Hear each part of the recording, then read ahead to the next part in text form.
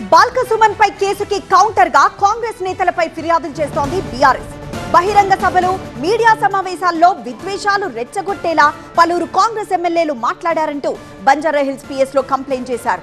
కేసీఆర్ పైన, బీఆర్ఎస్ పైన అభ్యంతరకర వ్యాఖ్యలు చేశారంటూ ముగ్గురు కాంగ్రెస్ నేతల పేర్లను ఫిర్యాదులో ప్రస్తావించారు.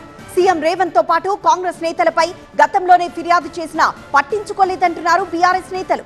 తమ ఫిర్యాదులపై కేసు నమోదు చేసి చట్టపరంగా చర్యలు తీసుకోవాలని డిమాండ్ చేశారు బీఆర్ఎస్వి రాష్ట్ర అధ్యక్షుడు గెల్లు శ్రీనివాస్. అసలు బాల్క సుమన్ ముందు ఏమన్నారు, తర్వాత ఏం క్లారిటీ ఇచ్చారో ఓసారి చూద్దాం. మిలిటెంట్ యాక్టివిటీ చేయాలి.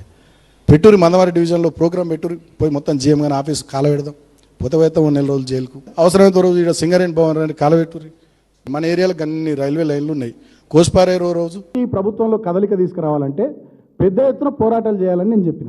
ఇక నేను మాట్లాడిన 30 నిమిషాల వీడియోలో కోడిగుడ్డు మీద ఈకలు వీక్కుంటూ ఇటు దాటు అటు ఇటు పెట్టి దాన్ని ఏదో ఫ్యాబ్రికేట్ చేసి ఒక వీడియో రిలీజ్ చేసి ప్రజల దృష్టిని మరల్చడానికి వీళ్ళు కాంగ్రెస్ ప్రభుత్వ పెద్దలు వేసిన చీప్ ఎత్తుగడ తప్ప ఇంకోటి కాదు.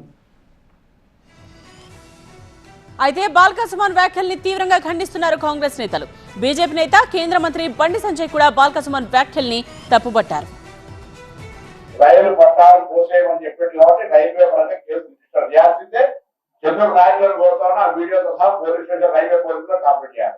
4 రోజులు జైలు పోతే పర్వాలేదు, నువ్వు రైలు పట్టాలు కలిసేయి, నువ్వు సిగరెట్ భవనాన్ని వేల్చేయి, ఆ భవనాన్ని వేల్చేయమని చెప్తున్నావు అంటే ఇది వ్యక్తిగతం అని అనుకుంటలేను.